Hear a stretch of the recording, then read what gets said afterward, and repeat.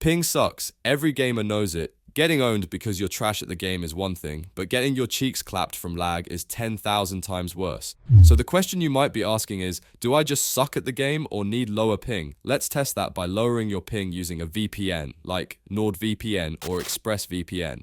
First though, what the heck is ping? It's how long information takes to travel from your device to the game server and back. Lower ping means less lag, more ping means gamer rage. How do you lower ping? Just move closer to the server. Can't do that.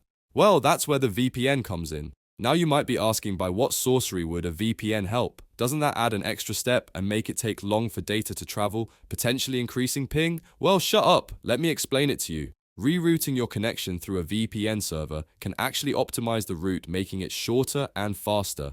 Especially true for games like Quake Champions, Apex Legends, or Valorant, where you can choose which server you want to connect to.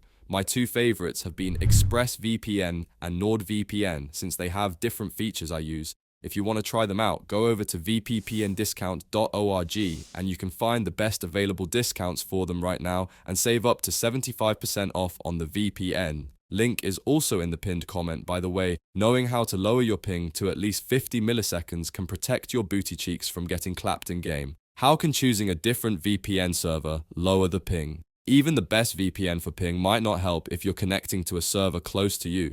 However, when dealing with distant servers, a VPN can reduce your ping by a lot. I'll show you exactly how to do this. First, you need a VPN, then identify the game server you want to connect to. For example, in Valorant, you can hover over the connection icon in the play menu to see the server locations. If I want to lower my ping to Tokyo, I would close the game, connect to the nearest VPN server to Tokyo, and then reopen the game. Instantly, you'll notice a huge reduction in ping. However, you might need to experiment with different servers depending on the game. Just remember, you won't be able to blame ping for your sucky playing anymore, so use at your own risk. Using a VPN for gaming has additional benefits, like accessing games unavailable in your country, preventing DDoS attacks, and avoiding ISP throttling. I stand by NordVPN and ExpressVPN just because it's what I know and I've never had a problem with them while I'm gaming. They're super simple to use and don't break the bank when buying these games, and skins already suck my pockets dry. Worth it though. I might have a problem. I hope this video has been helpful.